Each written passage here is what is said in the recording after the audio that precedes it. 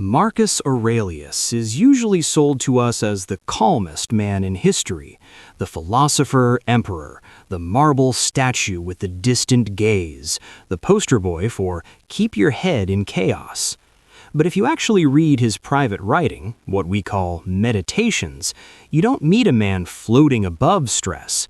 You meet someone wrestling with it. Someone who keeps repeating the same mental exercises because the pressure keeps returning. Not the vibe of a man who has achieved permanent serenity, but the voice of a man practicing calm, over and over because he needs it. And that's the point. Stoicism, for Marcus Aurelius, wasn't a personality trait. It was a toolkit he used while being crushed by responsibilities that never stopped. If you want to know what Stoicism looks like under stress, you don't look for someone who never feels fear or doubt. You look for someone who feels them and still shows up. Marcus didn't become emperor because he campaigned for it. He was adopted into power, part of Rome's system of choosing heirs from talented outsiders rather than just bloodlines. He was trained for leadership from a young age, and people noticed something unusual about him early: seriousness, discipline, and an almost severe sense of duty. But seriousness isn't the same as inner peace. In fact, serious people often feel the weight of things more sharply. When Marcus finally became emperor in 161 CE, he didn't inherit a stable, quiet kingdom. He inherited a machine that ran on constant crisis management. Rome was huge. Its borders stretched across Europe, North Africa, and the Near East. And the bigger it got, the more it needed. More legions, more money, more grain, more administrators, more decisions made with incomplete information. The emperor wasn't just a symbol, the emperor was the emergency services. Almost immediately, Marcus faced war in the east against Parthia. That war mattered because it wasn't just about pride, it was about frontier stability and Rome's credibility. He ruled alongside his co-emperor Lucius Verus, but even with help, the pressures were real. The logistics, the politics, the potential for generals to become rivals, and the constant question hanging over every Roman ruler: what if the army stops being loyal? Then came something worse than war: the plague. We call it the Antonine plague. It swept through the empire, killing civilians and soldiers, disrupting trade, draining tax revenue, and leaving cities anxious and underpopulated. Imagine trying to govern a vast empire while news arrives that whole regions are sick, the army is weakened, the economy is sputtering, and people are looking at you, personally, as the man responsible for restoring order. It's easy to imagine Stoicism here as a noble pose. Marcus, face calm, hands behind his back, quoting philosophy while Rome burns. But his writing suggests something else: a mind trying to keep itself from spiraling. Marcus writes reminders to himself that sound less like triumphant wisdom and more like emergency grounding techniques. He tells himself, focus on what you can control. Stop demanding certainty. Stop expecting people to behave ideally. Stop imagining that life owes you comfort. Remember that everything changes. Remember you will die. Remember you can choose your response. That's not the voice of someone who never gets stressed. That's the voice of someone who gets stressed and refuses to let stress make the decisions. One of the core Stoic ideas is the dichotomy of control, the distinction between what depends on you and what does not. It sounds simple, almost too simple, until you picture Marcus applying it in real time. You can't control whether a plague spreads. You can't control whether a border tribe decides to raid. You can't control whether a trusted official turns out to be corrupt. You can't control whether the crowd loves you today and hates you tomorrow. But you can control whether you act justly when afraid. You can control whether you lie to yourself.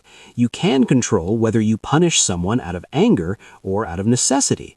You can control whether you stay disciplined when you want to shut down. Stoicism under stress is not "nothing hurts me." It's "I will not be driven like a horse by whatever hurts." And Marcus, honestly, looks like a man who had to repeat this because he was surrounded by reasons to panic. After the Eastern War, troubles surged on the northern frontier. Germanic and other tribal groups pushed into Roman territory along the Danube. This was not a neat little campaign with a victory parade at the end. This was grinding, exhausting, and uncertain. Years of fighting, diplomacy, setbacks, and constant risk.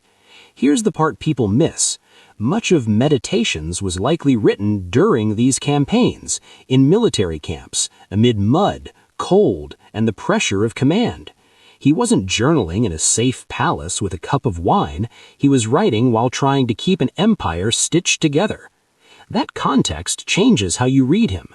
When he says, "You have power over your mind, not outside events," it isn't a motivational quote for a desk poster. It's a field note from someone who cannot afford emotional collapse. Stoicism under stress also means dealing with other people, because stress multiplies when humans get involved. Marcus repeatedly reminds himself that other people will be selfish, ignorant, dramatic, ungrateful, and sometimes cruel. Not because he's cynical, but because he's trying not to be surprised by it. He writes, in effect, "You're going to meet difficult people today. You will be tempted to hate them. Don't. They are part of the same human community.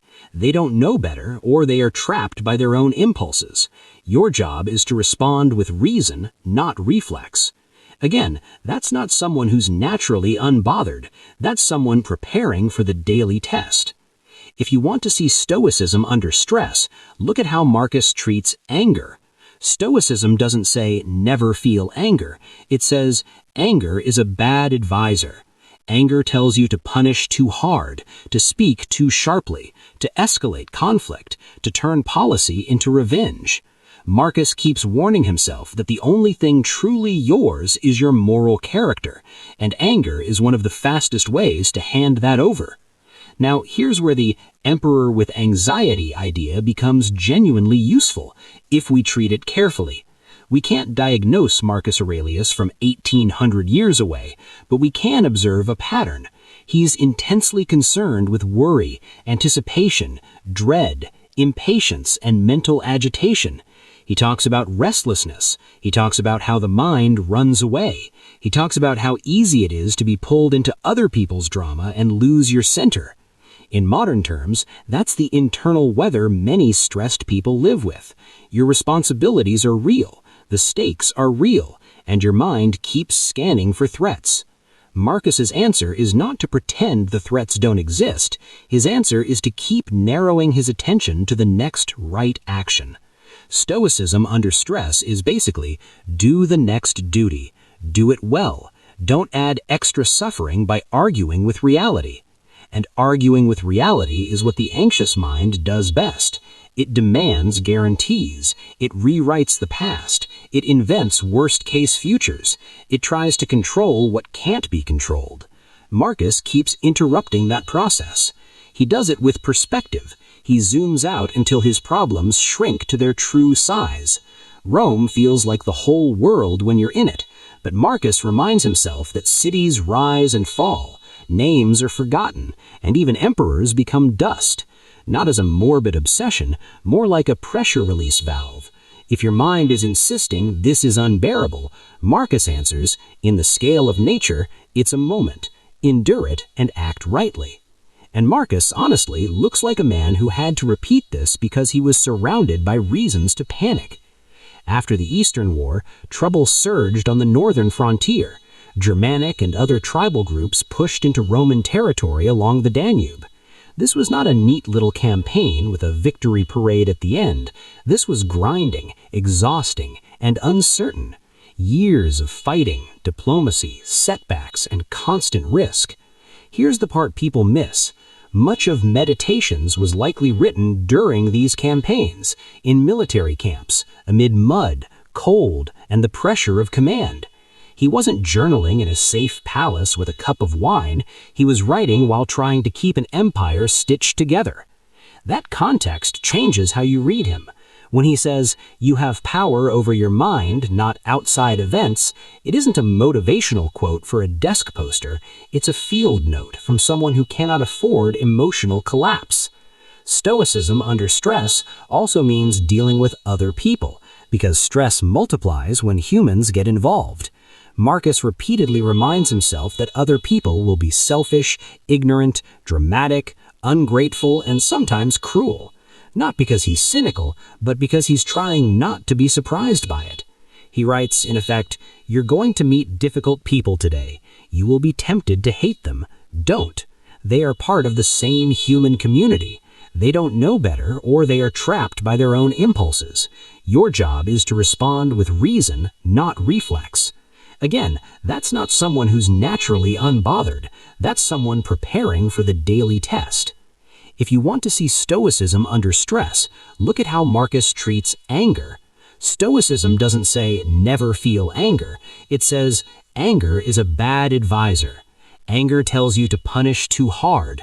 If Stoicism under stress has a look, it's restraint, not weakness, restraint.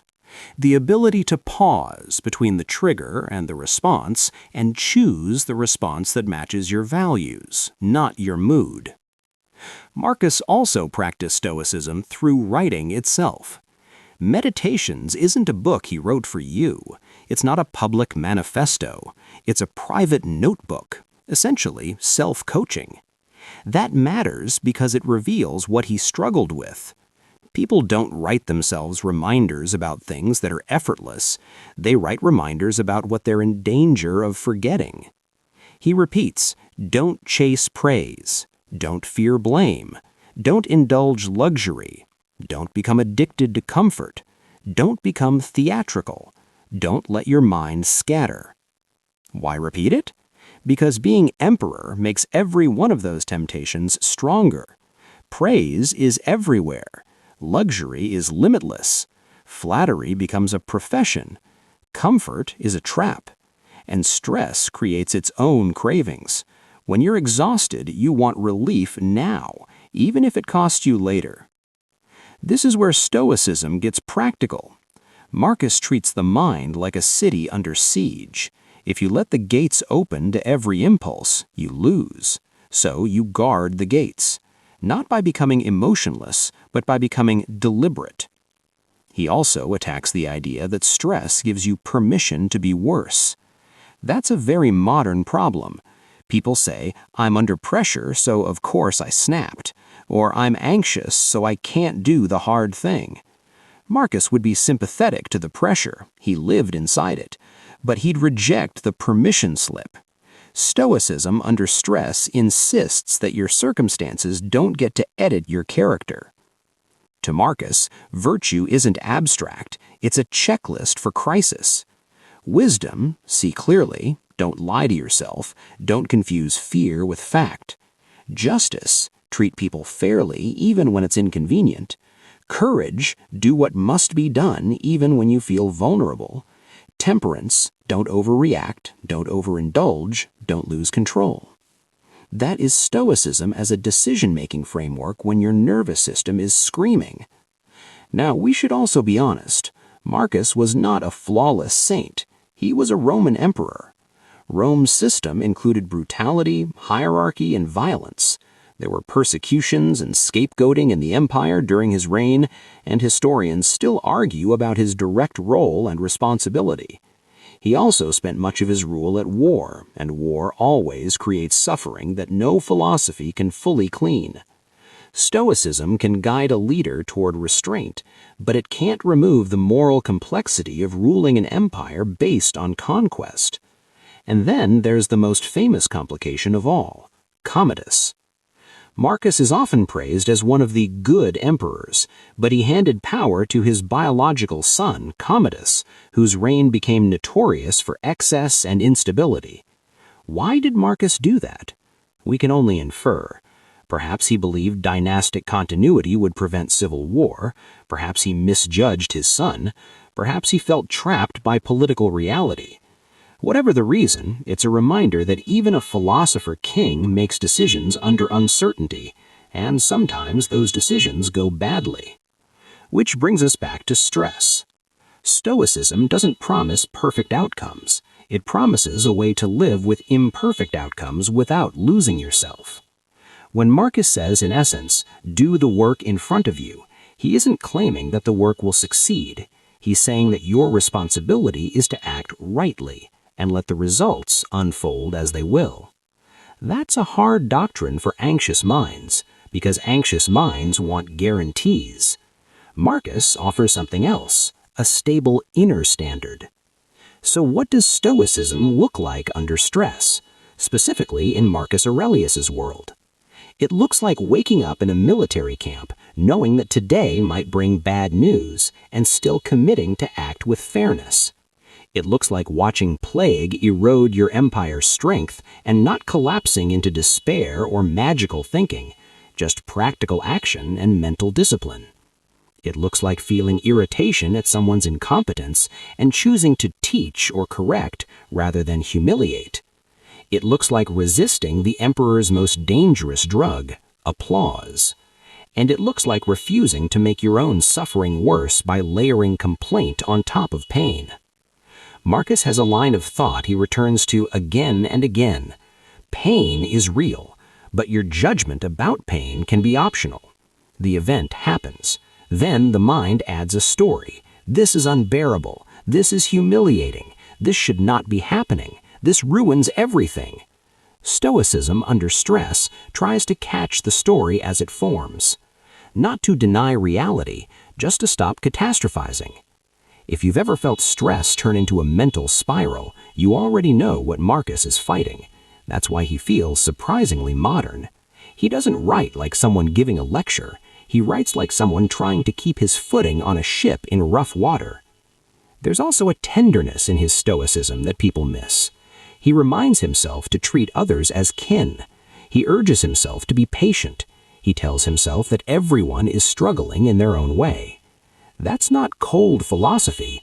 That's a leader trying not to become hardened by endless conflict. And then there's the most sobering part. Marcus knew his philosophy was not a shield against loss. He wasn't practicing stoicism to avoid grief. He was practicing it to grieve without being destroyed. This is the heart of what stoicism looks like under stress. Not emotional invincibility, but emotional honesty with disciplined response. You feel fear, but you don't let fear turn into cruelty.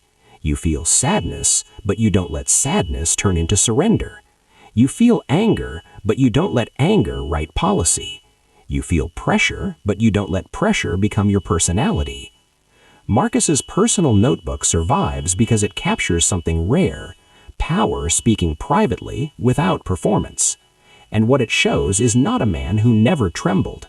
It shows a man who kept returning to principle when trembling was tempting him toward impulsive relief. In the end, Marcus Aurelius is compelling not because he was perfectly calm, but because he was constantly practicing calm. He's the emperor who didn't pretend stress wasn't real. He looked directly at the instability of life, plague, war, betrayal, grief, exhaustion, and tried to meet it with a mind trained for reality. That's stoicism under stress. Not the absence of struggle, but the refusal to be ruled by it. And if that sounds less like ancient wisdom and more like a survival skill, that's because it is.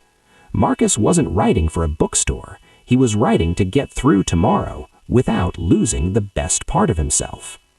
So if you take anything from Marcus Aurelius, take this. The goal isn't to become unbreakable. The goal is to become the kind of person who, when life tightens its grip, you tighten your grip on what matters, your actions, your integrity, and the next right step.